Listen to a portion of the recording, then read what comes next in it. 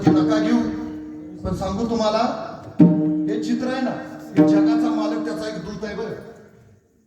त्याचा एक दूत आहे, त्याचं नाव आहे चित्रगुप्त.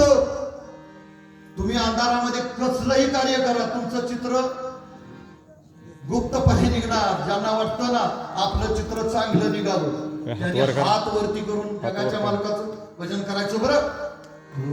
विठोबा रघुमाई, विठोबा